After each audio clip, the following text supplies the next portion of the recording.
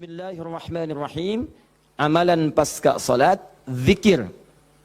Sub pembahasan doa dalam Al-Quran.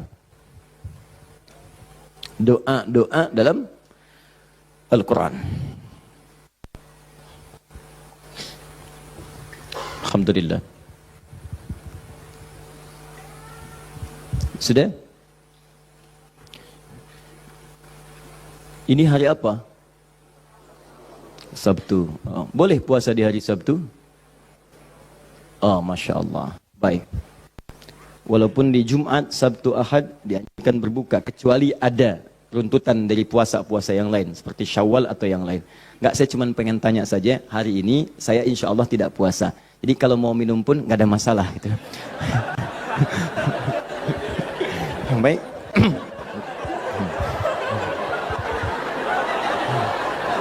Masya Allah. Jazakallah khair.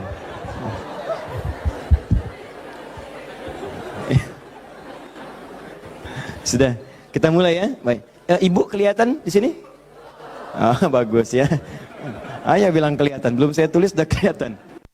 Quran surah keempat ayat 103. Allahu Akbar. Ini dasarnya. فَإِذَا قَضَيْتُمُ الصَّلَاةَ Quran surah 4 An-Nisa ayat 103. Paling kanan, agak sedikit ke tengah. فَإِذَا قَضَيْتُمُ الصَّلَاةَ فَاذْكُرُوا اللَّهَ Ya, maka jika anda telah tuntas mengerjakan salat, telah selesai salatnya, fadhkurullah, segeralah berzikir kepada Allah Subhanahu wa taala. Jadi sunnah amalan pasca salat zikir. Ya, mengerjakan semua aktivitas yang mengingatkan kita dengan Allah Subhanahu wa taala. Zikir. Ragamnya sudah kita bahas, ya. Dari mulai istighfar, bacaan kalimat tauhid, Allahumma antas salam, bacaan ayat-ayat Al-Qur'an, sampai dengan doa Nabi yang singkat terakhir kita bahas, sampai kita dalami detailnya, dari mulai ilmu yang bermanfaat, rizki yang terbaik, dan amalan yang diterima. Kita sudah sampai situ kan? Baik. Sekarang kita lanjutkan, supaya tidak banyak mengulang, kita lanjutkan pada hal yang paling pokok, ketika Nabi bermohon kepada Allah menunjukkan satu contoh, ingat, contoh. Di Nabi itu sifatnya ada langsung membimbing doa, ada diberikan doa contoh, yang dengan doa itu maksudnya tidak harus sama seperti itu. Kalau kebutuhannya beda, boleh minta yang lain. Tapi akan lebih bagus baca dulu standar doanya, baru tambahkan minta kepada lain-lainnya. Misal, kita turunkan misalnya, kalau anda punya kebutuhan pasca salat, ingin berdoa, boleh. Apa dalilnya? Di Ibnu Majah itu, nomor hadis 925. Nabi berikan doa standar. Allahumma inni as'aluka ilman nafi'a, wa rizqan tayyiba, wa amalan mutaqabbala. Minta ilmu, awas, yang bermanfaat. Minta rizki yang berkah, dan mohon diterima amalannya. Ilmu bermanfaat, rizki berkah, diterima amalan. Tiba-tiba anda punya permintaan spesifik misalnya. Ustaz, saya seorang ibu, sekarang sedang mengandung, pengen kandungannya itu Ustaz diberkahi oleh Allah. Pengen lahirannya lancar, pengen normal, pengen baik. Apa doanya? Apakah boleh berdoa setelah itu? Boleh. Karena tadi doa yang disampaikan itu standar dari Nabi yang pokok, yang memberikan contoh. Maksudnya silahkan berdoa, apa saja minta. Kalau nggak kepikiran doa, minta doa dengan yang standar ini. Itu maksudnya. Jadi tidak harus terbatas dengan doa itu, tapi jadikan sebagai patokan doa, setelah itu minta yang lain-lainnya. Paham? Baik. Nah sekarang saya ingin ajarkan, ada isyarat dalam Al-Quran, bagaimana supaya doa kita mau minta apapun selama baik menurut Allah itu akan cepat dikabulkan. Seperti apa mintanya? Yuk, saya turunkan dulu satu. Kita pelajari dasarnya dulu ya. Quran surah ke-7 ayat 23. Dasarnya dulu. Nanti baru masuk kepada doanya. 2 Quran surah ke-28. Misal ayat ke-16. 3 kita ambil misalnya Al-Quran surah puncaknya langsung 39 ayat 53. Lalu masuk kepada doa-doanya misal.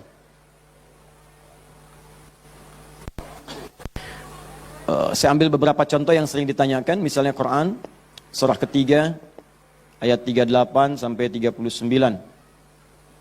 Ditafsir dengan Quran surah ke-19 dari ayat ketiga misalnya sampai ayat ke-15 ya.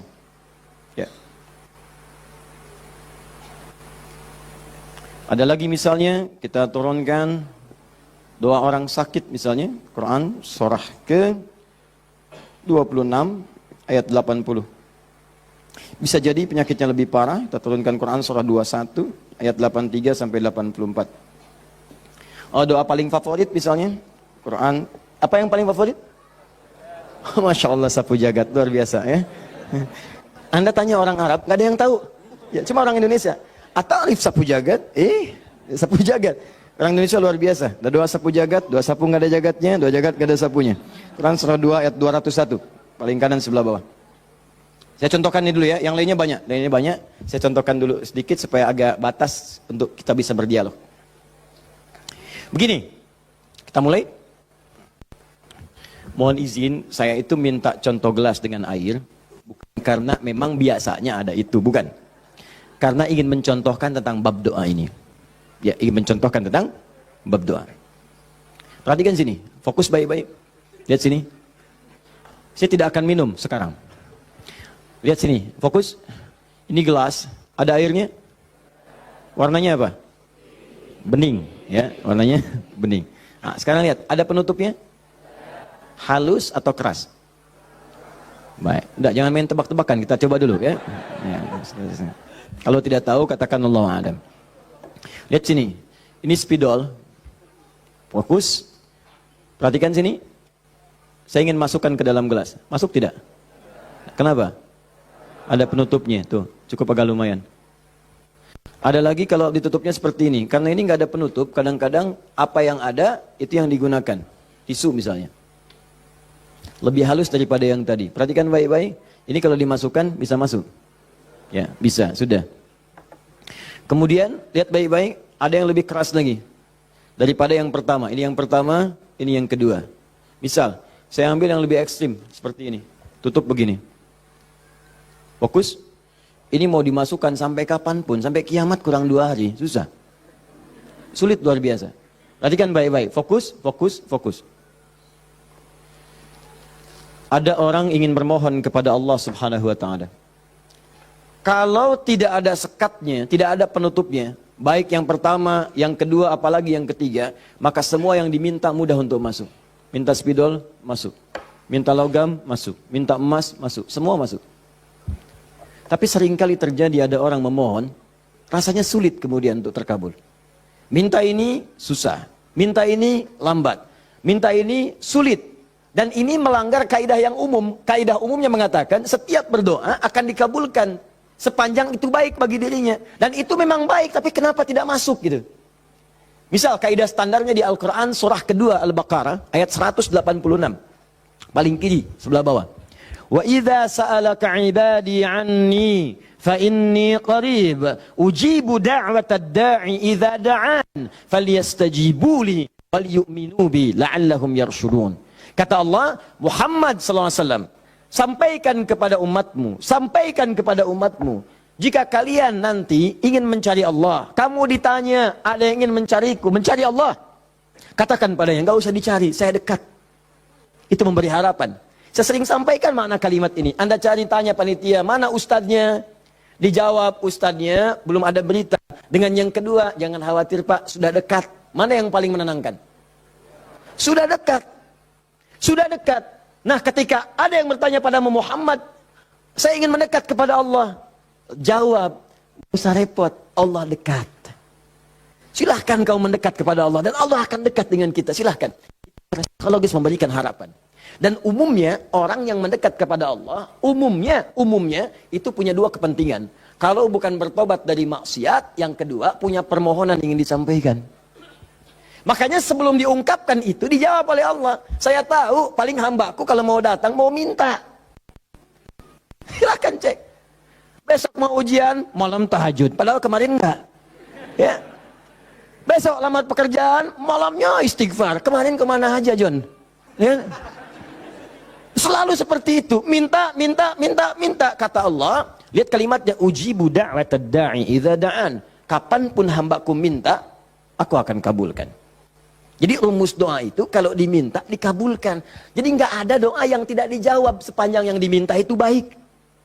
Sepanjang yang diminta itu maslahat. 3 sifat jawabannya. Diberikan seketika, jadi begitu dia meminta, seketika dikabulkan. Kalau dia membutuhkannya.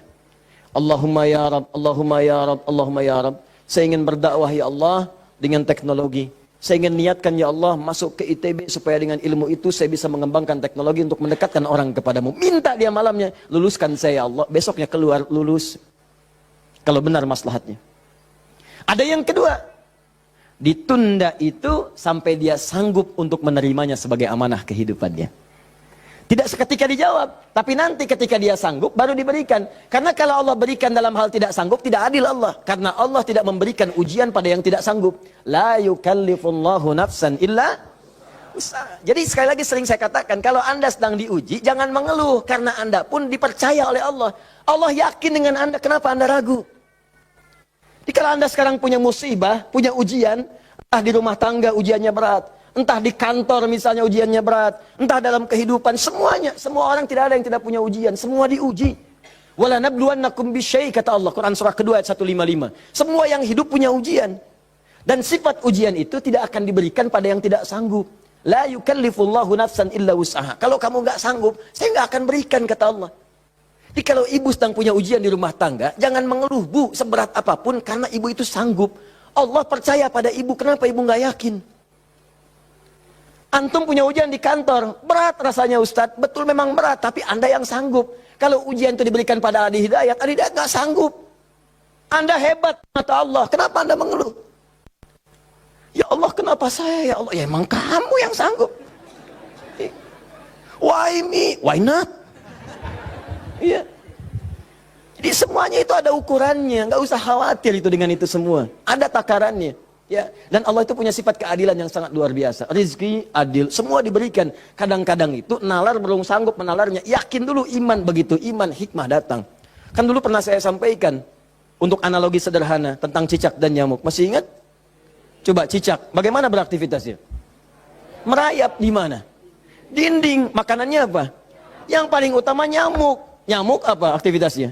Terbang. Nyamuknya punya sayap, cicaknya tidak. Kan pernah saya sampaikan, kalau nyamuknya punya akal dan jenius, cicak jadi mainan. Cicak di dinding, dia dekat lampu. Cicak, ayo sini kalau berani. Alhamdulillah, hewan tidak diberi akal. Tapi bukan itu yang mau saya sampaikan. Keadilan Allah menjadikan cicak tetap mendapatkan makanan. Orang tua kita nggak punya banyak dalil. Cuman fitrahnya memberikan kepada kita gambaran-gambaran kehidupan. Dikatakan oleh mereka, cicak-cicak diam-diam. Bayangkan, yang Allah tuntut cak merayap. Rayap aja. Mau diam-diam, mau biasa. Dicontohkan diam-diam aja merayap. Diam-diam merayap. Teruskan, datang seekor nyamuk. Ketika cicak merayap, datang seekor nyamuk. Bukan cicak yang mendatangi nyamuk, nyamuk yang mendatangi cicak. Siapa yang memberikan dorongan nyamuk datang ke cicak? Allah. Jadi kalau dia mengerjakan ikhtiar dari Allah, maka datanglah hasilnya. Cicak, kamu merayap aja. Begitu merayap, datang seekor nyamuk. Selanjutnya, silahkan. Ya. Tangkap, selesai. Itu poin yang pertama.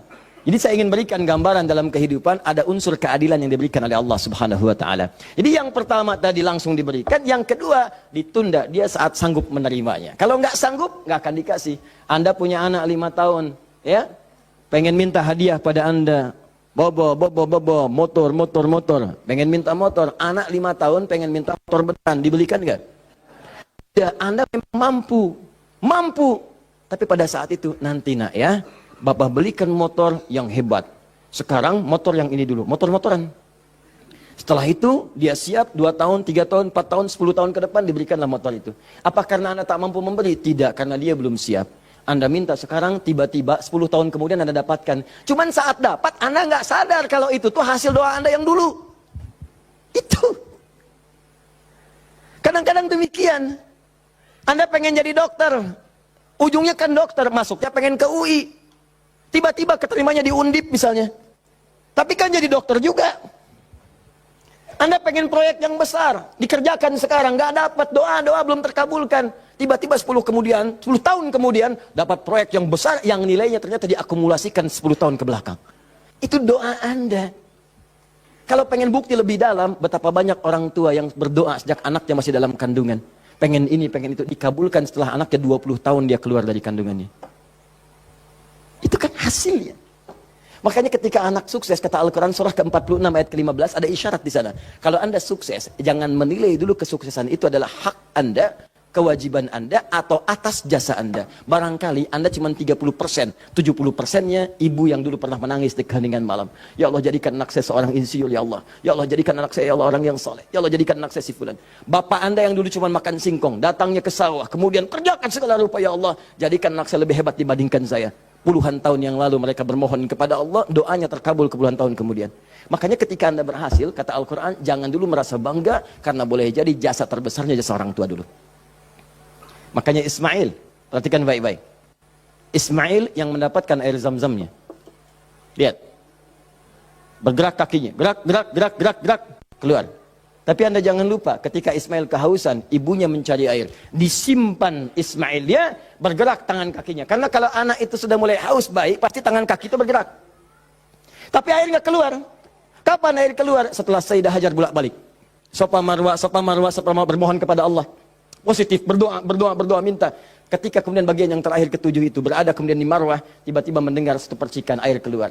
Kapan air keluar? Karena jejak kaki Ismail yang menendang kemudian ke arah pasir itu, malaikat mengepakkan sayapnya. Keluarlah. Kata ibunya, zam. Zam itu artinya kumpul jangan berhenti, kumpul jangan berhenti, kumpul jangan berhenti. Kalau kumpul saja mungkin berhenti, ijma, tahadda. Ini zam. Kumpul jangan berhenti, kumpul jangan berhenti. Sampai sekarang air itu selalu berkumpul, tidak pernah berhenti. Dikenallah dengan air zam-zam.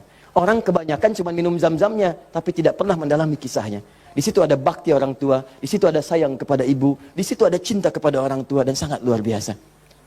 Poin ketiga, kadang-kadang meminta sesuatu yang A diberikan B oleh Allah. Karena boleh jadi, maaf, yang dimintakan itu tidak ada maslahat untuk kita. Dalilnya Quran surah kedua ayat 216, paling kiri sebelah atas.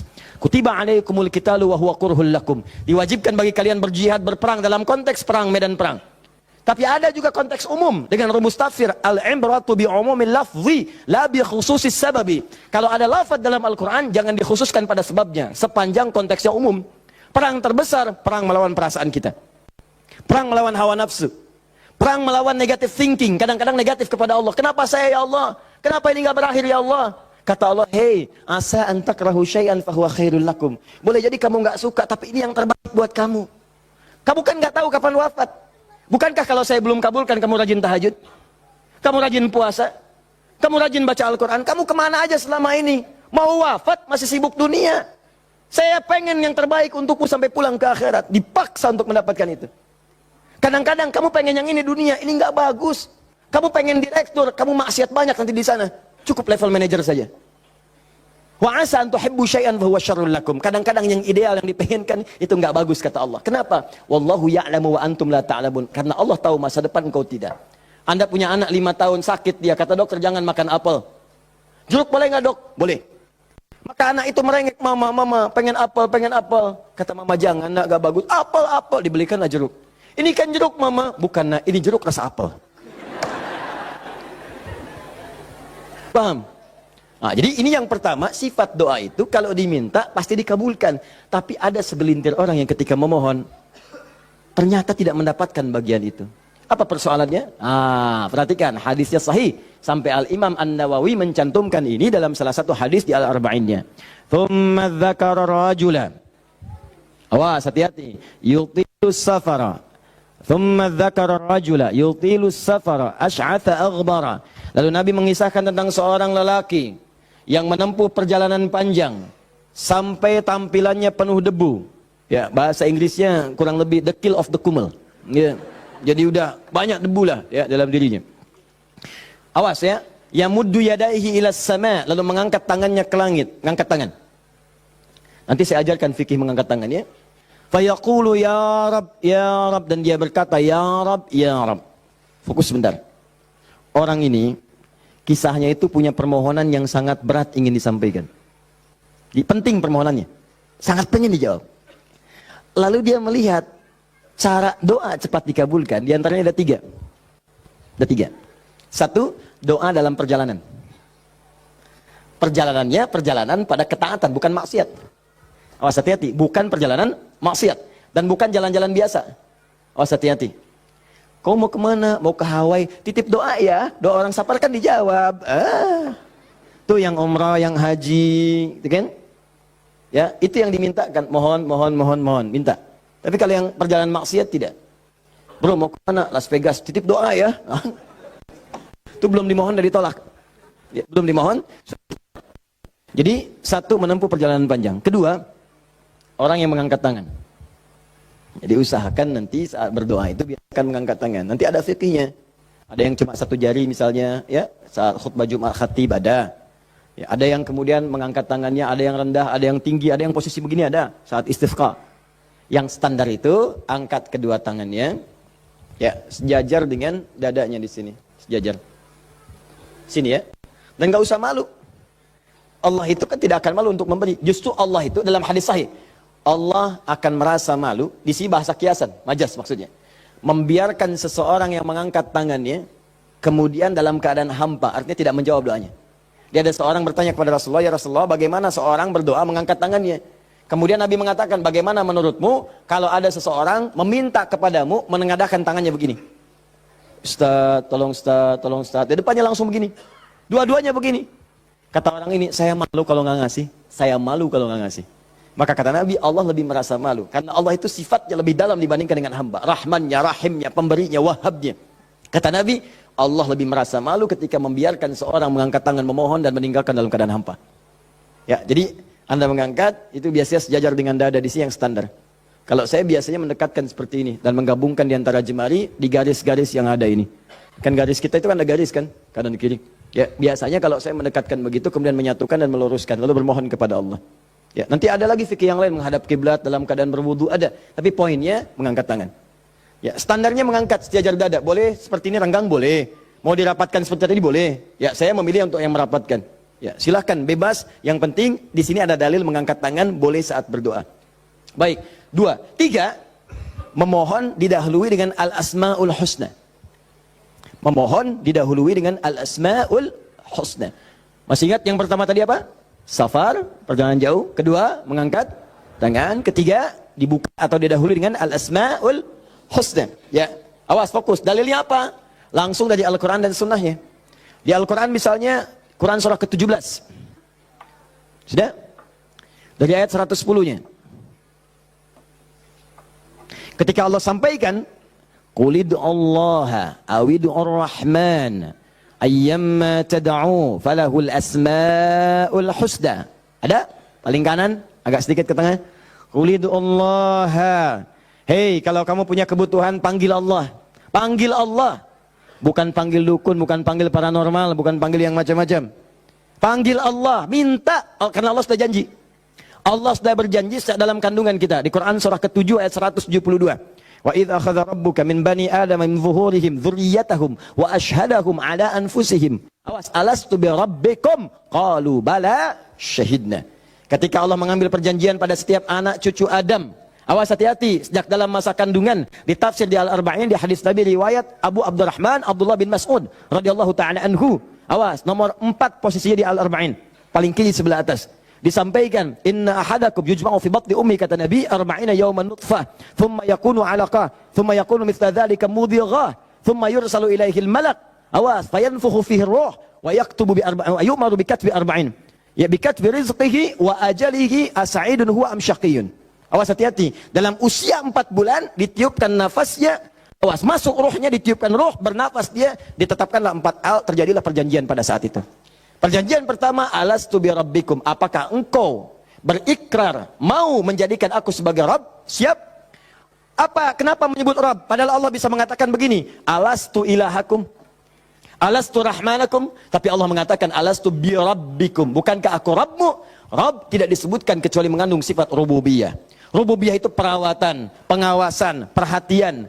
Sifatnya yang paling pendek disebut dengan murabbi. Karena itu guru orang tua disebut murabbi. Karena orang tua memperhatikan, orang tua merawat. Kalau tanpa batas, perawatannya cepat, perhatiannya dalam, hilangkan kalimat mimnya, muncullah kalimat Rabbnya. Maka Allah disebut dengan Rabbun. Kalau kita meminta, Allah lebih cepat pemberiannya dibandingkan dengan hamba. Dan tidak ada batas. Rabbun, Rabbun, Rabbun. Makanya setiap kita minta, disebutkanlah kalimat Rabb itu. Silakan cek, setiap permintaan ada kalimat Rabbnya. Rabbana atina fid dunya hasanah wa fil akhirati hasanah wa qina adzabannar. Rabbana zalamna anfusana rabbighfirli wa liwalidayya la yukallifullahu nafsan illa laha ma wa 'alaiha mak Rabbana la tu'akhidna in nasina aw akhtana. Jadi kenapa disebutkan kata Rabb itu memberikan isyarat seakan-akan mengatakan begini, maukah engkau berikrar menjadikan aku bersaksi aku sebagai Tuhan, nanti yang saat engkau hidup aku akan perhatikan kau. Aku akan berikan kebutuhanmu. Aku akan sembuhkan kalau sakit. Aku akan penuhi apa yang kau minta. Akulah Rabb dengan sifat rububiyahnya. Makanya setiap Anda minta Rabb. Jelas? Saya kembalikan. Ketika Anda memohon kepada Allah, dahulukan dengan al-asmaul husna. Qul ud'ullah, panggil Allah, minta. Kalau ada masalah minta, ya Allah, maaf ya, bukan bikin status. Bukan bikin status. Diuji dengan musibah yang dibikin status. Aku tidak menduga akan seperti ini.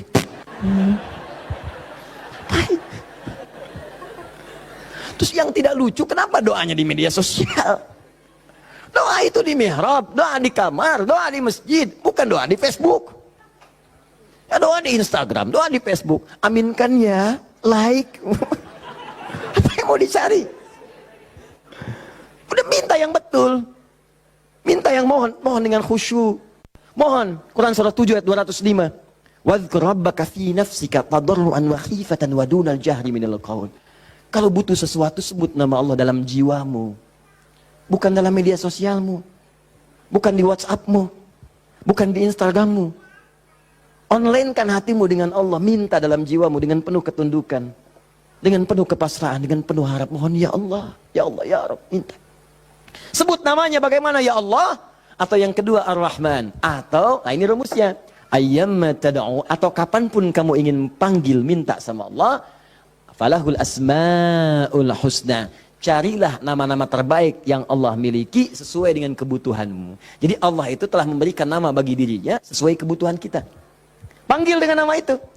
Misal ya, maaf. Anda terkait rezeki nih, mau bekerja, pengen rezeki yang berkah. Panggil namanya ya Allah, sambungkan dengan nama Asmaul Husnanya. Ya Allah, ya Razzaq. Teman-teman yang kuliah di kampus, di sekolah, besok mau ujian atau mau masuk sekolah belajar pertama, supaya diberikan ilmu yang dalam. Ya Allah, ya Alim. Allahumma faqihni fid din wa 'allimni ta'wil. Ya Allah, ya Alim, Rabbi zidni ilma warzuqni fahma. Ya Allah, ya Alim. Punya ujian berat, ya Allah, ya Sabr. Diganggu di pekerjaan, di aktivitas, ya Allah, ya Malik, ya Jabbar. Minta. Dan jangan semua harus disebutkan. Nanti yang tidak dibutuhkan jadi muncul. Ya Allah, ya Rahman, ya Rahim, ya Malik, ya Kudus. Memang boleh, nggak apa-apa. Kalau untuk ibadah, bacakan itu boleh. Tapi kalau untuk bermohon, saya sarankan cari yang sesuai kebutuhan. Kalau mau ibadah dengan menyebut nama saja boleh, silakan. Tujuannya apa? Zikrullah bidzikri asma'il husna. Zikir kepada Allah dengan menyebut al-asmaul husna boleh. Ya Allah, ya Rahman, ya Rahim, ya Malik, ya Kudus, sampai akhir. Saya dulu ujian pertama kali masuk jurusan akidah, begitu masuk pertama kali, soal ujian di akidah itu cuma 3. Tapi setiap akan menjawab 3 itu, selalu harus dituliskan al-asma'ul husna dari awal sampai akhir, dengan hadisnya plus tafsirnya. Baru boleh jawab soal. Betul.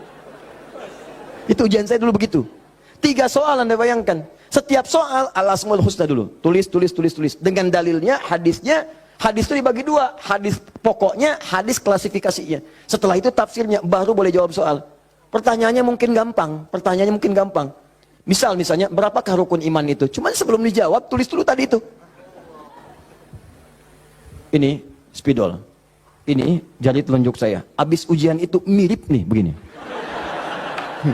Betul. Cuman saya nggak foto aja dulu itu. Ya. Saya pikir kenapa Ustadz saya begini ya. Akhir-akhir baru sadar saya.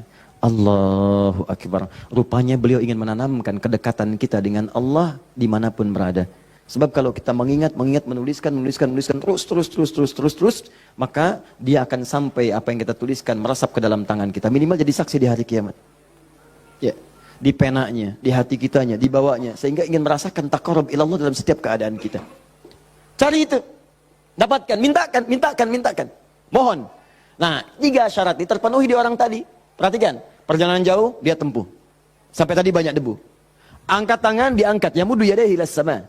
3 dia minta dengan al-asmaul husna. 3-tiganya lengkap. Seharusnya doa dia dikabulkan 3 kali lebih cepat dari orang biasa. Karena 3 hal tadi dipenuhi. Qurannya ada, hadisnya ada. Bahkan Said Sabiq itu pernah menulis kitab Al-Aqaid Al-Islamiyah. Dalam bab al-asmaul husna disebutkan hadis. Hadisnya populer. Hampir kalimat-kalimat tauhid di kitab-kitab hadis ada hadis ini. Seorang setelah menunaikan salat kemudian berdoa kepada Allah Subhanahu wa taala di samping Nabi sallallahu alaihi wasallam, dia berkata, Allahumma ya Allahul Ahad, ya Allahul Ahadus Samad, alladzi lam yalid wa lam yulad wa lam yakul lahu kufuwan ahad, Allahumma ighfirli. Dia sebelum mintanya Allahumma ighfirli, tapi sebelum minta didahului dengan al-asmaul husna. Kata Nabi, atadri madza tad'u? Atadri madza da'ut? Tahukah engkau bagaimana engkau baru saja berdoa? Allah wa Rasulullah alam, saya nggak tahu ya Rasulullah maksudnya apa. Kata Nabi, da'autallah bi asma'il a'zam. Idza du'iya bihi azaba wa idza su'ila biha a'ta. Engkau baru saja bermohon kepada Allah dengan menyebutkan nama-namanya yang paling dahsyat. Yang kalau engkau berdoa dengan mengawali nama-nama itu, maka semua doa akan dikabulkan, semua permintaan akan diberikan. Hadis selesai. Orang ini melakukan ketiganya. Tapi apa jawab Nabi? Allahu Akbar. Dia sudah menempuh perjalanan jauh, dia sudah mengangkat tangannya ke langit, dia menyebut ya Rab, ya Rab, ya Rab. Kata Nabi, anna yustajabu lidzalik. Bagaimana doamu bisa dijawab? Bahasa singkatnya, mustahil dijawab, mustahil dijawab. Mintalah kamu begitu sampai kiamat kurang 2 hari. Gak akan dijawab. Gak akan dijawab. Dia ada orang sudah mengerjakan 3 amalan dahsyat, tapi doanya gak dijawab. Kenapa dia? Allahu Akbar. Famat'amu haramun. Karena yang biasa dia makan haram. Mashrabu haramun, minumannya haram. Malbasu haramun, pakaiannya haram. Wa ghudhiya biharamin, dan sumber kehidupannya haram. Maka jadilah yang haram itu seperti sekat seperti ini. Nutuplah cawan doanya. Semakin banyak kumpul, jadilah sekatnya makin kuat begini.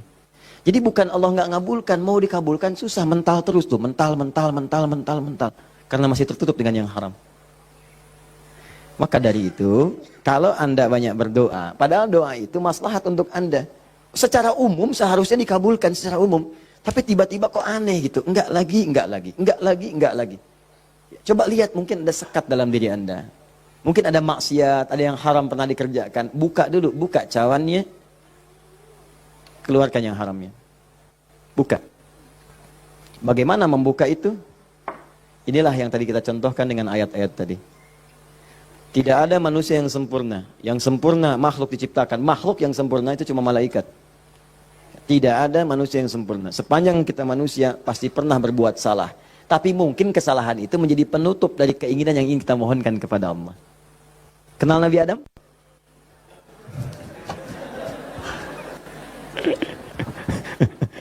Alhamdulillah. Habis puasa dapat Lailatul Qadar, kenal Nabi Adam. Nabi Adam itu manusia pertama yang diciptakan. Kemudian ditempatkan di surga. Surga miniatur, tugas pokoknya sebagai khalifah. Bukan surga yang akan kita tinggali nanti. Secara singkat, di surga itu diberikan 2 sifatnya, baik sebagai nabi ataupun sebagai manusia. Untuk pelajaran bagi kita anak cucunya. Disebut Bani Adam, semua anak manusia yang lahir sampai dengan nanti kiamat menjelang, itu semua anak cucu Adam. Ingat ya? Disebut Bani Adam. Bani itu anak cucu sampai habis. Bani anak cucu. Jadi semua berasal dari Adam. Jangan pernah dengarkan, jangan pernah mau menyimak kalau ada orang mengatakan manusia bukan berasal dari Adam. Kalau ada yang mengatakan manusia berasal dari monyet, nggak usah dengarkan. Bilang aja kalau Anda berasal dari monyet, silakan. Jangan ngajak-ngajak saya. Ya, Bani Adam. Nah, ketika dimasukkan ke surga, maka nikmat surga itu kan diberikan, jaminan kan, Nabi kan dijamin kan, Rasul dijamin kan. Maka langsung dimasukkan. Tapi di situ dilatih sifat kemanusiaannya. Apa sifat kemanusiaannya? Quran surah kedua ayat 35. Wala taqraba hadhi syajarata fatakuna minadh zalibin. Awas. Wa qulna ya Adam uskun anta wa zawjukal jannah. Kami firmankan Adam, kamu dan pasanganmu, istrimu masuk ke dalam surga. Wa kula minha haitsu syi'tum ragadan haitsu syi'tum. Silakan nikmati semua kenikmatan di surga. Wala taqraba. Tapi jangan dekati ini. Jangan sentuh yang ini. Hadhi syajarata, pohon yang ini. Sentuh pun gak boleh, mendekat gak boleh. Awas. Jadi nanti ada yang dahsyat, larang itu, larang. Perintahnya ada yang mendekat pun gak boleh. Apalagi dikerjakan. Zina, perintahnya wala taqrabu zina, jangan dekat-dekat. Kalau ada perintah dalam Al-Quran jangan dekat-dekat, berarti dosanya gede, besar. Mendekat ya nggak boleh. Kalau dikerjakan makin dahsyat dosanya. Makanya zina masuk ke dalam sab'ul mubiqat, 7 dosa besar. Dekat-dekat aja nggak boleh. Nah, cuman psikologi masyarakat sekarang itu, kalau nggak boleh dekat-dekat makin penasaran. Itu yang jadi masalah. Makanya di Quran itu seringkali tegas. Kerjakan jahanam, kerjakan neraka. Harus begitu. Karena ada orang itu kalau dilarang suka penasaran. Nih, lubang, jalan. Di lubang ini ada buaya, lompatnya tinggi. Ada tulisan di sini, hati-hati, dilarang nengok. Lewat. Apa sih ini? Penasaran. Oh, gitu. Jadi kalau masih begini, kadang pengen dilihat, ganti kalimatnya, nengok, wafat.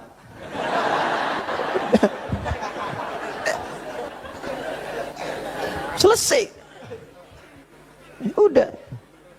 Itu sederhana gitu. Ya, makanya banyak kalimat di Quran tuh begitu. Hati-hati. Ya, orang yang merencanakan pembunuhan berencana. Quran surah 4 misalnya kan, An-Nisa. Ya, misal dia ayat ke 92-nya. Wa may yaqtul mu'minan muta'ammidan fajaza'uhu jahannam. Orang yang sengaja merencanakan pembunuhan, satu orang beriman saja, maka dia sudah pesan kapling neraka jahanam. Khalidan fiha, kekal di dalamnya. Wa ghadiballahu alaihi. Allah murka kepadanya. Wa la'anahu dilaknat wa 'adalahu 'adzaban 'azima, dan dijanjikan siksa yang dahsyat. Siapa yang pengen pesan kapling di neraka jahanam? Maka muncul yang seperti itu, datang. Saya kembalikan ke sini, maka caranya adalah buka dulu ini nih. Buka dulu sekatnya.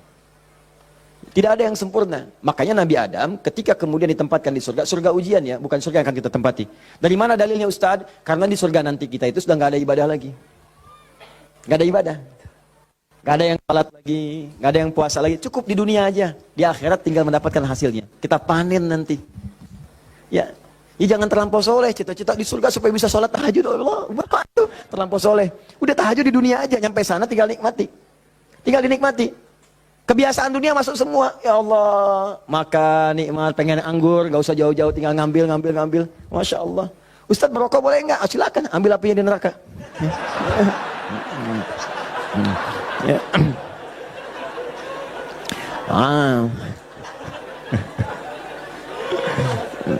Dah.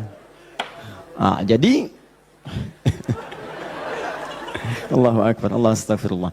Jadi teman-teman sekalian, ke situ kemudian turun ke bumi, jadi ujian.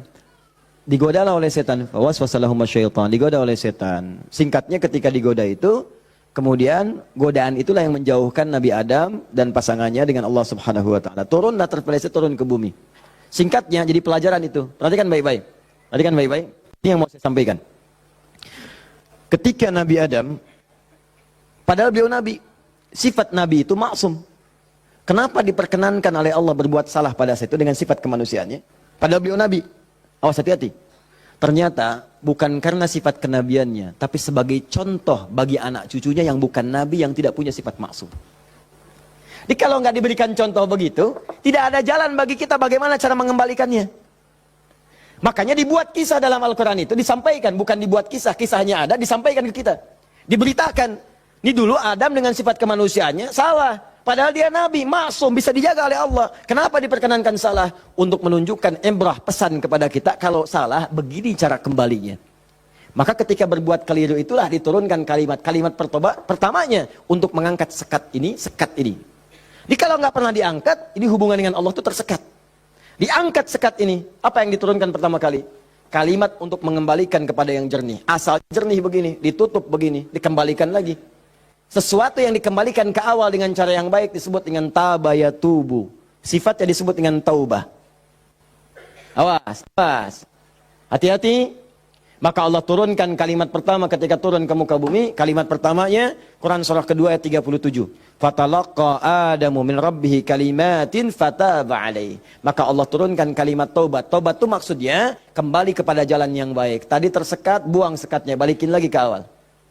Ya, fataba alaih. Maka diterimalah jalan kembalinya itu. Kalau sudah balik lagi silahkan, pengen apa aja diberikan. Minta. Maka apa kalimat tobat yang pertama kali itu? Disebutkanlah di Quran surah ke-7 tadi, ayat 23. Rabbana zalamna anfusana wa illam taghfir lana wa tarhamna lanakunanna minal khasirin. Itulah kalimat pertama untuk membuka sekat-sekat yang haram dan maksiat saat kita merasa ingin kembali ke jalan yang benar. Maka ulama sebagian menyimpulkan, kisah ini menunjukkan pesan bahwa tidak ada manusia yang sempurna. Kadang-kadang banyak yang berbuat maksiat. Kalau pernah salah, memang kita nggak sempurna. Tapi sifat kemanusiaan kita menunjukkan kita mesti tobat. Sebab ada makhluk sempurna yang nggak kenal salah, malaikat. Makhluk salah nggak kenal benar, jadi nggak kenal tobat, namanya setan. Ada makhluk tengah-tengah, kadang benar, kadang salah. Ketika salah dia kembali kepada yang benar, namanya manusia. Jadi bedanya manusia dengan malaikat, malaikat gak pernah salah, manusia salah. Bedanya manusia dengan setan, setan salah gak mau tobat, manusia salah pasti tobat. Jadi kalau ada manusia salah gak mau tobat, patut ditanya, ini manusia atau sifatnya. Jadi kita mesti tanyakan, lihat di cermin. Kalau Anda pernah punya salah, pasang cermin yang besar, tanya, kamu ini manusia apa setan? Manusia. Setan. Manusia. Setan. Saya manusia. Saya mesti tobat. Kamu kalau nggak tobat sekarang, wafat kamu. Tuliskan. Nggak tobat, wafat. Tuliskan. Sujud Anda. Bangun malam. Minta. Nangis, nangis, nangis, nangis, nangis. Minta. Tobat. Kalimat itu. Makanya setelah kalimat itu dibacakan, baca, muncullah kemudian ayat 26, 27-nya itu. Ya Bani Adama. La yaftinannakumus syaitanu kama akhraja abawaikum minal jannah. Hei anak cucu Adam, anak cucuku, disebut anak cucu. Jadi kisah tadi itu buat kita yang bukan nabi, bukan rasul. Jangan sampai kamu digagalkan oleh setan, digoda setan. Seperti dulu bapak ibumu, kakek nenekmu dipelesetkan begitu. Kamu jangan sampai terjadi seperti itu lagi. Kalau kejadian begini cara pulangnya. Makanya kalau ingin berdoa, pertama kali sebelum meminta lulus ujian kah, lancar rezeki kah, damai di rumah tangga, buka dulu sekatnya. Supaya apa yang kita minta mudah masuk semuanya. Jelas? Buka. Kalimat pertama standarnya, Rabbana zalamna anfusana wa illam taghfir wa tarhamna lanakunanna minal. Ini yang paling standar, dosa standar. Ya, dosa standar itu jangan dipahami harus dilakukan, tidak. Ya, kalau dikerjakan, begini awal membuka sekatnya. Paham? Saya cepat. 2, agak naik level dosanya. Ini satu contoh dosa ini agak besar yang ini. Bahkan dosanya bisa lebih dahsyat kalau direncanakan, diniatkan. Misal, maaf. Saya pun mengagendakan nanti di tahun ini mudah-mudahan bisa Allah berikan kesempatannya. Saya pengen juga bisa safari ke pesantren-pesantren, ya, lembaga permasyarakatan, ya, Sukamiskin misalnya, kemana lagi, bisa lihat. Saya pengen sampaikan kepada mereka bahwa Anda nggak ada yang sempurna. Tidak ada yang sempurna. Semua orang pernah berbuat salah. Cuman kita bisa berubah. Dan banyak di masa lalu orang yang banyak salah. Ada pemabuk, pezina, pembunuh, dan mereka memilih tobat. Dan ternyata dijamin surga oleh Allah Subhanahu Wa Taala lewat lisan Nabi. Kenapa kita nggak bisa? Ini dosa yang pernah dilakukan dalam kasus pembunuhan. Kalau yang ini tidak sengaja, sifatnya tidak sengaja. Ini contoh, diperkenankan oleh Allah sebagai contoh. Kalau orang berbuat seperti itu, bagaimana cara baliknya? Kenal Nabi Musa? Kenal. Luar biasa, Nabi Adam kenal, Nabi Musa kenal. Jangan-jangan Fir'aun juga kenal. Ya Allah. Saya tuh kalau Fir'aun suka ingat suka bumi itu hubud dunia. Suka bumi hubud dunia, suka hubun bumi dunia.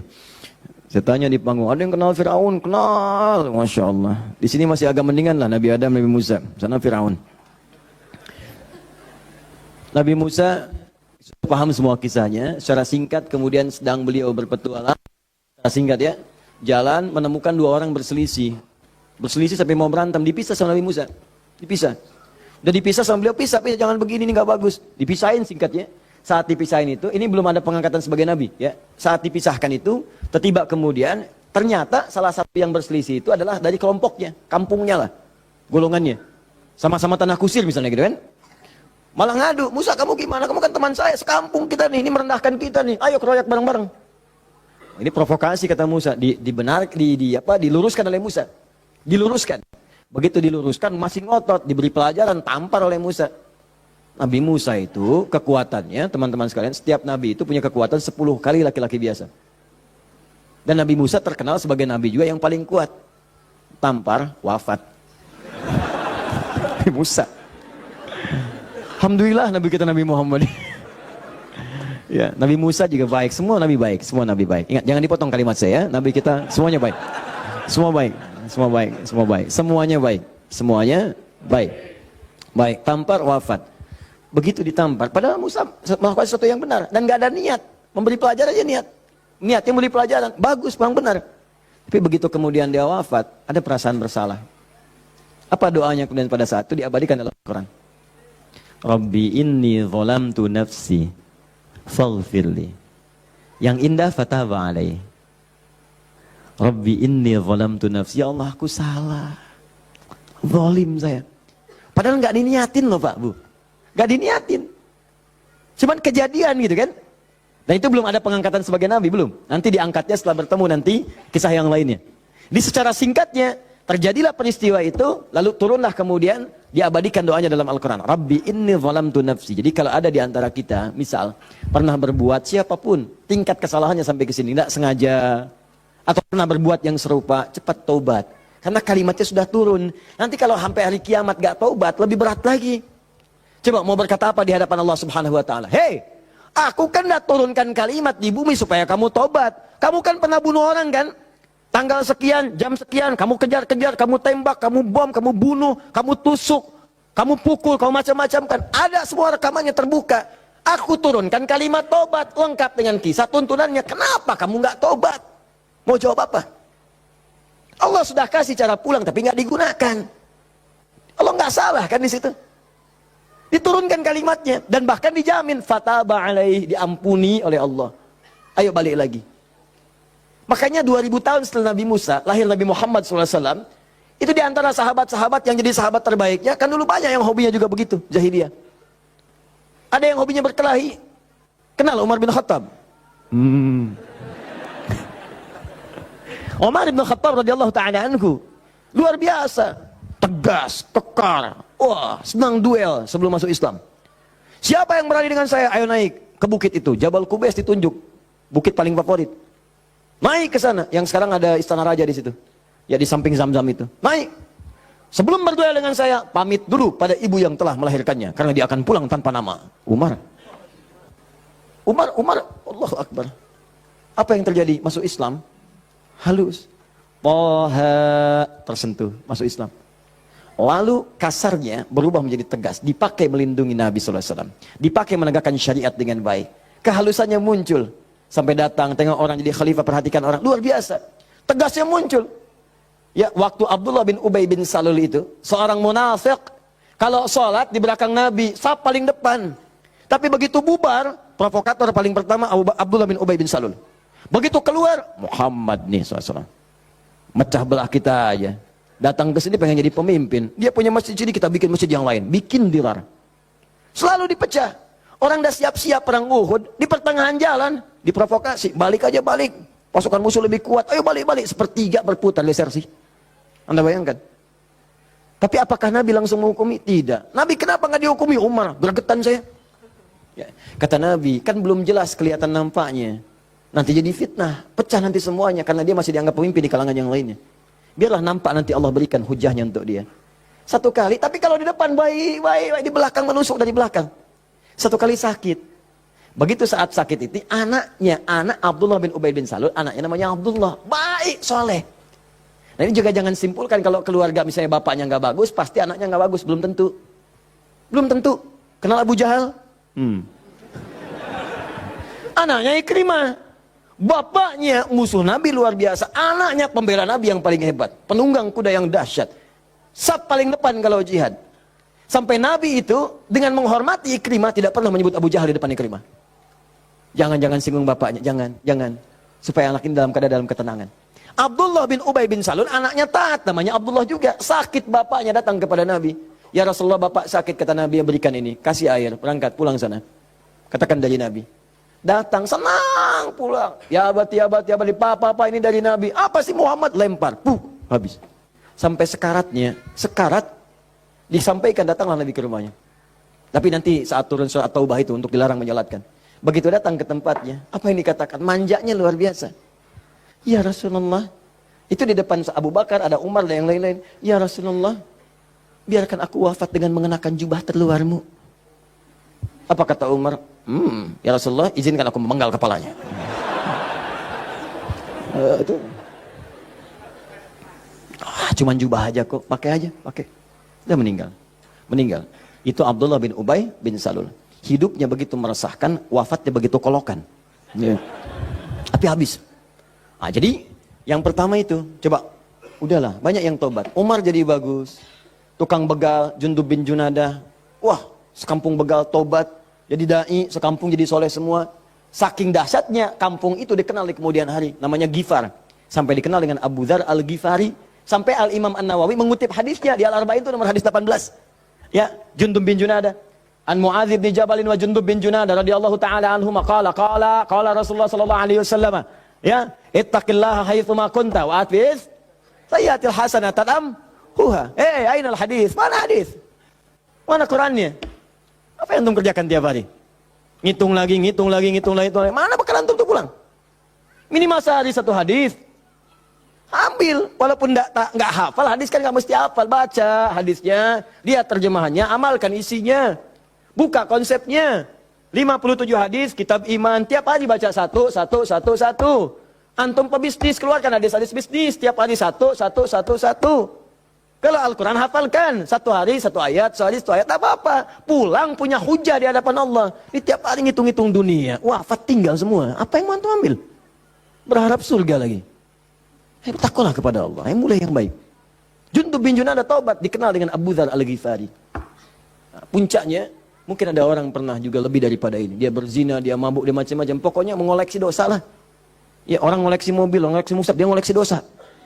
Jadi kalau nggak berdosa itu nggak enak. Kamu ngapain aja, si fulan sudah begini. Oh, masa besok saya lakukan yang lebih daripada itu. Jadi ngoleksi dosa, tumpuk dia. Yang begini pun, itu masih diberikan kesempatan Allah dengan oleh Allah diturunkan satu kalimat. Yang kalau dikerjakan, diamalkan isinya, diterima taubatnya. Turunlah Quran surah 39 ayat 53 tadi. Qul ya ibadiyalladzina asrafu ala anfusihim la taqnatu min rahmatillah. Muhammad katakan pada hamba-hambaku yang dosanya sudah israf. Israf itu melebihi dasar cukup. Lebih. Mubazir. Banyak. Datang ke pernikahan, ada prasmanan, orang sekali dia 10 kali. Israf. Balik. Israf. Ini ada israf dalam dosa. Itu pun kalau mau taubat kata Allah, la taqnatu min rahmatillah. Jangan puasa dari rahmat Allah. Innallaha yaghfirudz dzunuba, Allahu ya Rahman. Allah ya Rahim. Allah akan mengampuni semua jenis dosa sepanjang kau mau taubat. Di kadang-kadang Allahnya sudah pengen ngampunin, manusia yang nggak pengen. Fir'aun kan gitu, kurang apa lagi diutus 2 nabi langsung. Musa dengan Harun, idhaba ila fir'auna innahu tagha. Quran surah 20 ayat 43 sampai 44. Musa Harun pergilah ke Fir'aun, dia sudah mulai menyimpang. Faqula lahu qawlan layyina la'allahu yatadhakkaru wa yakhsha. Katakan kepadanya dengan lembut, mungkin dengan kelembutan itu dia sadar dan mau bertobat. Enggak mau. Musa, gua kan Tuhan yang gede, ana rabbukumul a'la. Marah, nantang, mau bunuh dan sebagainya. Sudah, selesailah dia tenggelam di lautan. Ya, jadi mumi.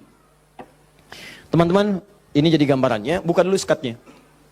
Kalau dibuka, ini yang terakhir, kalau dibuka begini, ternyata bukan cuma skatnya, dalamnya kotor.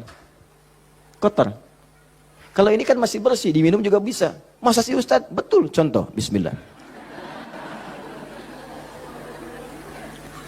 Alhamdulillah. Ini ya. Bersih. Tapi kalau kotor, siapa yang mau minum? Tidak ada. Maka kalau minuman bercampur kotor, di sini ada kotoran misalnya kan? Ya, maaf.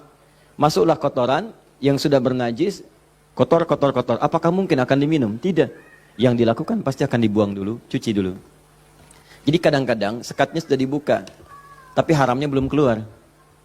Memang taubat dari dosa-dosa, misalnya, mohon maaf, dosa untuk menipu. Awas, dosa pencurian. Taubat betul, cuman barang yang dicuri dikembaliin dulu.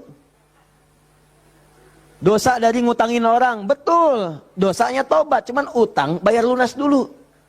Bukan bermusafah kemudian lunas dosanya, tidak. Lunas utangnya, tidak. Maka ada hal-hal tertentu yang ketika saat dilakukan, sekatnya mesti dibuka, yang kotornya mesti dikeluarkan. Tobat dari dosa musyrik, tobat bagus. Cuman keris yang dimusyrikan, pedang yang dimusyrikan, batu-batu yang dimusyrikan, buang dulu. Buang dulu. Tato-tato, gambar-gambar. kan? Aku tuh kalau melihat Lionel Messi, rasanya main bola aku jadi bagus deh. Sampai dibikin tato misalnya. Musyrik. Hati-hati. Musyrik. Buang. Taubat, buang dulu. Begitu sudah dibuang, nanti Anda akan lihat. Kerjakan amal soleh. Jadi jika yang salah itu hilang, yang soleh muncul. Kalau sudah yang soleh muncul, Anda nggak minta pun dikasih. Nggak percaya, silahkan buktikan. Bedakan rasanya, rasakan bedanya, dan pasti akan terasa bedanya. Akan lain. Demi Allah saya katakan akan lain. Paham di sini? Nah, jadi sebelum meminta, saya harap coba Anda kerjakan dulu ini. Setelah itu silakan minta, mohon. Usahakan kalau minta, pertama punya wudhu ya. Ini dianjurkan, disunnahkan dalam setiap keadaan. Jadi usahakan wudhu itu selalu ada. Kalau batal, nggak sempat ada air, tayamum. Ya, saya mendengarkan guru-guru saya, ulama-ulama, salafus saleh, orang-orang saleh membiasakan berwudhu. Saya coba ikutin, ternyata manfaatnya luar biasa. Dan jadinya di kebiasaan. Jadi kalau kita nggak berwudhu nggak enak. Ya, wudhu. Kalau Anda biasakan seperti itu, nah biasa nanti saat berdoanya enak. Ya, pertama wudhu dengan baik. Kedua, pastikan semua aktivitas kita dikerjakan dengan yang halal. Jadi jangan pernah sentuh yang haram-haram. Pakaian jauhkan dari yang haram. Makanan, perangkat itu jauhkan dari yang haram. Nanti ada kenikmatan tersendiri. Kedua, yang ketiga, menghadap ke arah kiblat kalau mampu. Kalau tidak, seadanya. Ya, seadanya saja. Nah, misal mohon maaf sedang di pesawat, ya kan? Apalagi jadi pilot, ya kan? Menghadap ke arah kiblat. Jadi bahaya, ya kan? Nah, jadi sesuaikan sesuai dengan keadaannya. Minta. Jadi pertama apa? Punya wudhu. Kedua, bersihkan dari yang haram yang tidak baik. Yang ketiga, kalau mampu menghadap kiblat. Kalau tidak, seadanya kemudian meminta. Ya, lalu yang keempat tadi masih ingat dengan al-asmaul husna. Yang kelima, angkat tangannya. Kalau memang di situ diperkenankan mengangkat tangan. Nanti kalau sudah seperti itu silahkan pilih doa-doanya. Ini doa yang sudah menikah, yang kemudian belum mendapat keturunan. Ini doanya. Quran surah ketiga ayat 38 sampai 39, tambah Quran surah 19 ayat 3 sampai 15. Kalau bisa dilakukan di mihrab. Jadi di rumah bikin mihrab. Nggak harus ada ruangan. Sehamparan sejadah, kalau memang ruangannya terbatas, sehamparan sejadah, tapi minta dengan benar. Ya, minta dengan benar dan yakin kepada Al-Quran. Ya, yakin Ustaz, sama Allah aja, yang lain jangan disebut. Ya Allah, kata Ustaz Ali Hidayat, berdoa di mihrab dikabulkan. Saya nggak usah disebut. Minta aja kepada Allah, minta dengan keyakinan janji di ayat-ayat itu.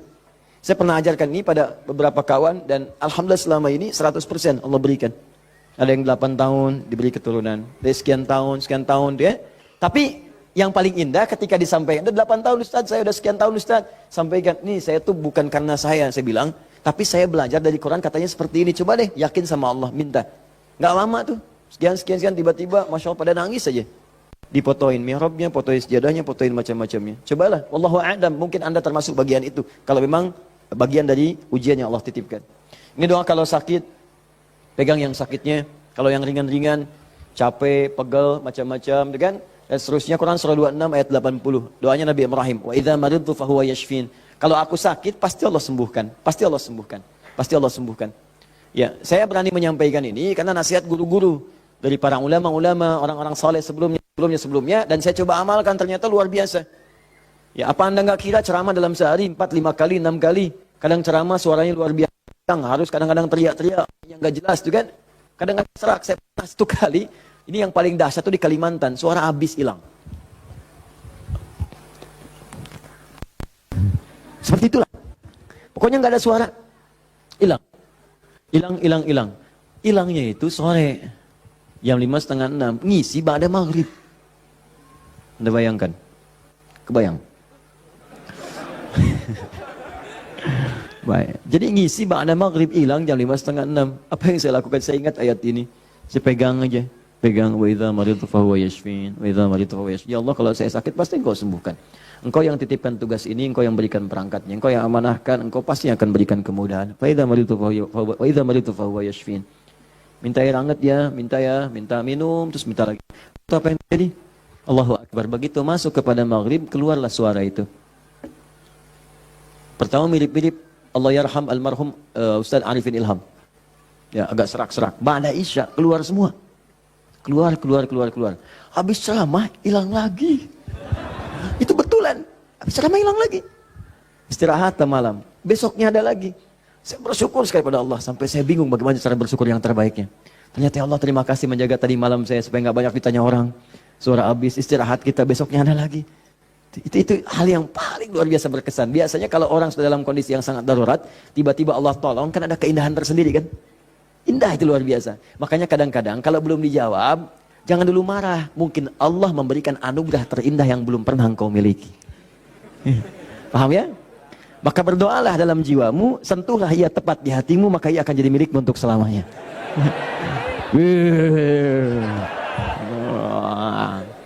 Catat.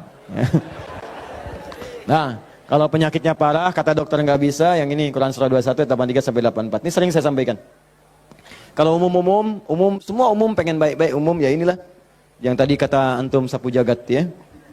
Berarti banyak di Quran doa supaya anak misalnya rajin sholat, keluarga bagus, turunan baik, doa sejak dalam kandungan. Ada sebuah, saya pernah sampaikan kok dalam keterangan yang cepat ya. Silahkan, ada banyak indeks sekarang, ada banyak buku-buku, tinggal dikeluarkan. Kalau saya boleh pesan, sebetulnya kalau mau komplit, beli aja buku hadis. Ya, nggak mahal kok. Antum tuh lebih senang pulsa dibandingkan ilmu. Heran saya orang sekarang. Dulu orang ketemu ulama minta doa, sekarang minta foto. Aduh, sampai saya juga kepikiran apa nyetak aja yang banyak ya. Ustaz minta foto, nih, Ustaz minta foto nih gitu. Aduh. Allahu Akbar, astagfirullah. Nah, jadi teman-teman sekalian, itu barangkali yang sekiranya bisa disampaikan. Jadi dengan itu saya ingin tunjukkan bahwa insya Allah selama kita hidup, Allah pasti akan mudahkan, kecuali yang kita persulit. Jadi kalau sudah diberikan kemudahan, jangan dipersulit. Paham ya? Baik, saya coba jawab dulu satu di antara ini. Nanti saya sudah punya channel khusus untuk menjawab-jawab pertanyaan. Sudah kami siapkan. Jadi mohon izin, saya ingin umumkan nih, karena ada tanya-tanya juga. Kita sekarang ingin mencoba memberikan yang terbaik untuk berdakwah untuk masyarakat. Jadi untuk channel kita ada 2 channel sekarang. Ya, pertama Akhyar TV. Akhyar sekarang sedang dalam masa perbaikan penyempurnaan untuk tampilan TV yang seutuhnya. Ya, jadi untuk sekarang belum tayang dulu. Jadi nanti kita perbaiki dulu karena kita pengen nih benar TV seutuhnya. Dia 24 jam nanti ada tayangan TV. Kita sudah siapkan konten-konten sekarang ini. Jadi nanti ada anak-anak penghafal Quran. Kalau orang bedah rumah yang macam-macam, ya ini bedah rumah para penghafal Quran misalnya. Nah, ada bagaimana cara yang si fulan bisa hafal, padahal dia terbatas otaknya misalnya ya, kata medis. Ada yang ini kita siapkan. Ada talk show, ada yang keluar, ada yang macam-macam. Jadi nanti begitu dia tampil lagi, kita pancingkan juga secara meluas. Nanti akan jadi TV yang nyata, betul, 24 jam nanti ada agenda yang tayang. Nah, untuk yang sifatnya terbatas, nanti ada Adi Hidayat Official yang di YouTube. Ya, Adi Hidayat Official itu nanti, itu biasa kalau kultum yang ringan-ringan atau menjawab pertanyaan.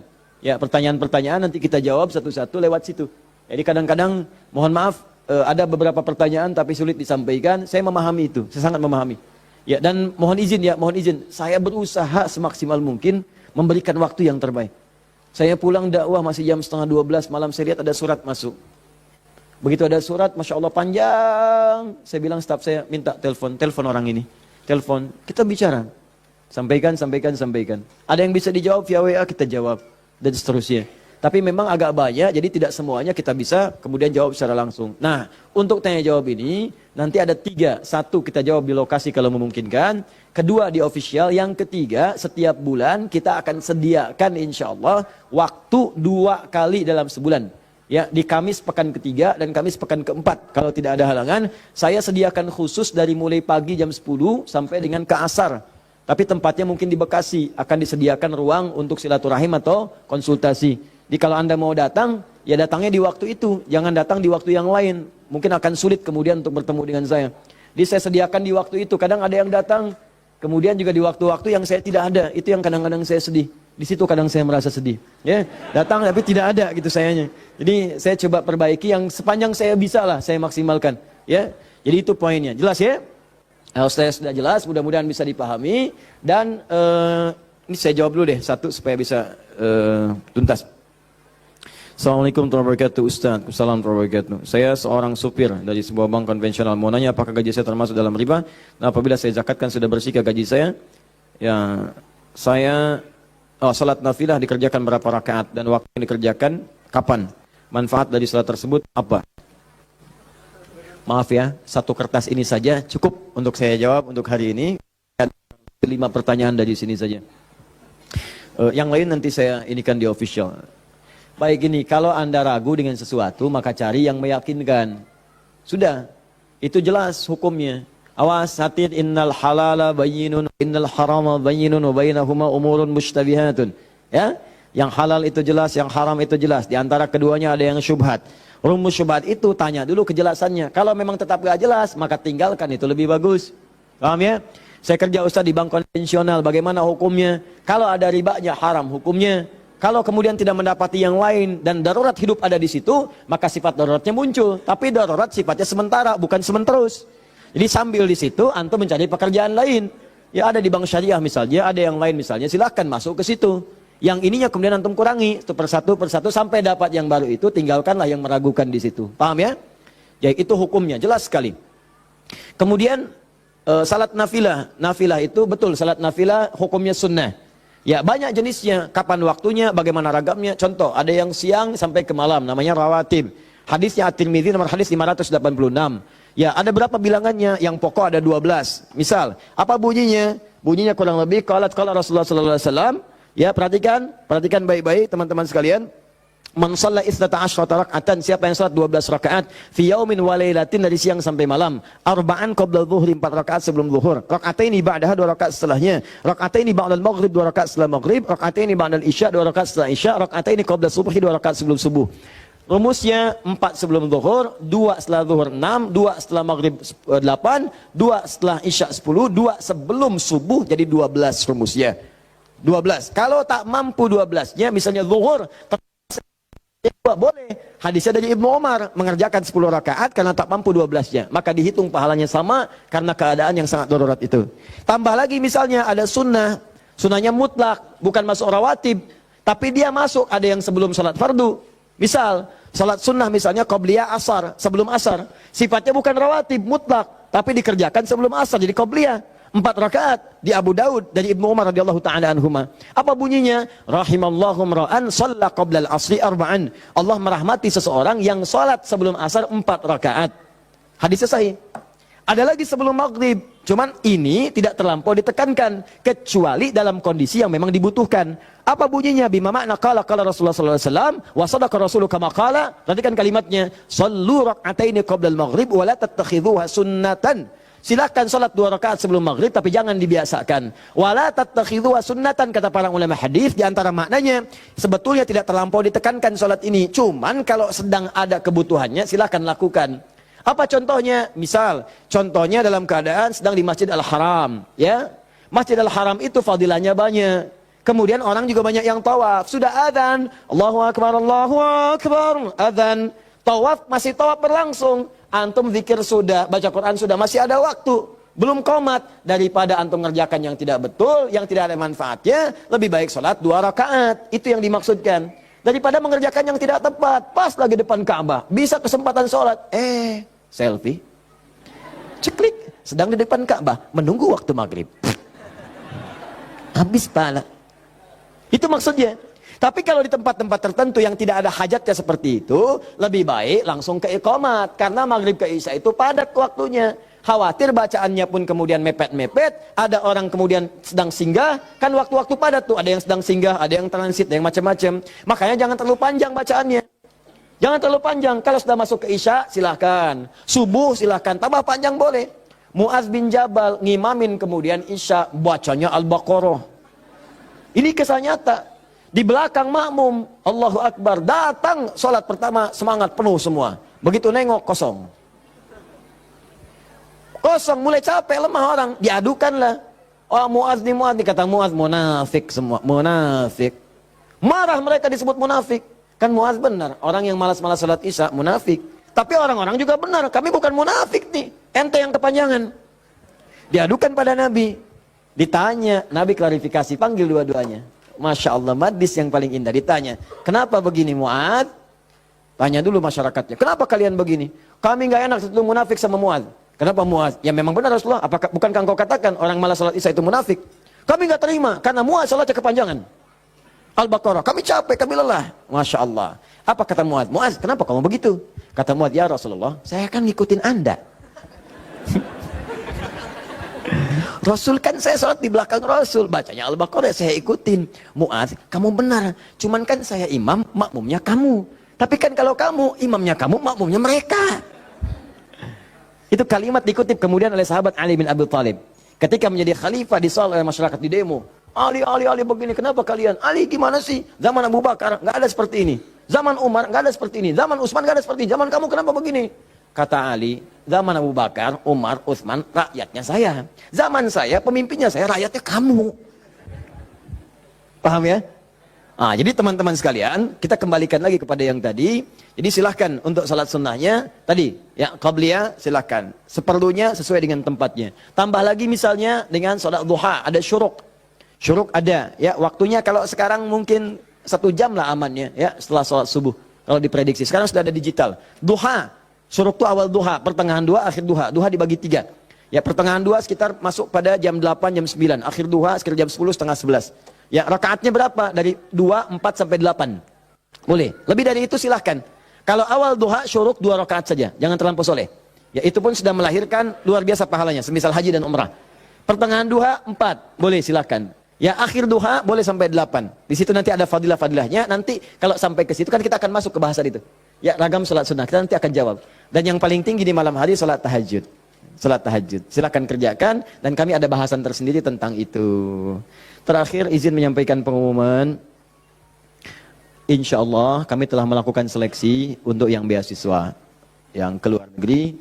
Bersiap-siap karena syekhnya yang dari Sudan terutama itu akan datang dalam waktu dekat dan sekaligus menjemput anak didik yang telah lulus untuk berangkat kuliah di Sudan. Insya Allah 25 orang. Ya, anak didik kami yang dikirim ke Turki, kami berikan liburan. Insya Allah pulang mereka bertemu keluarganya tahun ini. Ya, pulang nanti silahkan bisa bercengkrama dengan anak-anaknya selama 2 bulan. Setelah itu pulang lagi untuk belajar. Kemudian yang di Madinah juga sudah ada, di Kairo ada. Alhamdulillah berita baiknya yang di Kairo. Kemarin kami bertemu dengan 2 orang syekh di majlis kami. Dan tadi di Palembang tadi malam dari Mulhaqdini atas keagamaannya dari Mesir juga minta biografi. Dan berita baiknya insya Allah juga akan diberikan kuota beasiswa ke Al-Azhar. Ya. Nah secara singkat nanti insya Allah berita baiknya bulan depan kami akan membuka kembali program PKU. Ya, program kadar ulama, pendidikan kadar ulama. Saya bimbing selama setahun langsung saya yang bimbing. Saya tempatkan di tempat saya tinggal, kami biayai, kami akomodasinya tanggung semua. Nanti tahun depannya kami sekolahkan sesuai dengan bakat dan jurusannya. Insya Allah bagi nanti yang ingin ikut berminat akan dibuka tesnya. Silahkan nanti ada rentang usianya di situ, ya rentang usia yang kira-kira bisa melanjutkan studi. Saya berharap ini sumbangsi terbaik juga bagi bangsa supaya nanti ada ulama di kemudian hari, daerah-daerahnya ya bisa lebih baik lagi. Dan itu yang bisa kita lakukan karena banyak kontribusi ulama kita membangun negeri ini. Kita cintai negeri ini, kita kembangkan, kita baguskan, kita sayangi semuanya. Saya pengen ke depan ada orang-orang baik yang memimpin. Ya, Adi Hidayat itu selesai nanti, meninggal selesai. Mudah-mudahan saya wafatnya syahid. Mudah-mudahan ya. Dan kita bisa di majlis ilmu, mungkin sedang mengajar, meninggal. Saya pengen begitu ya. Masya Allah, mudah-mudahan insya Allah. Nanti ada yang menggantikan.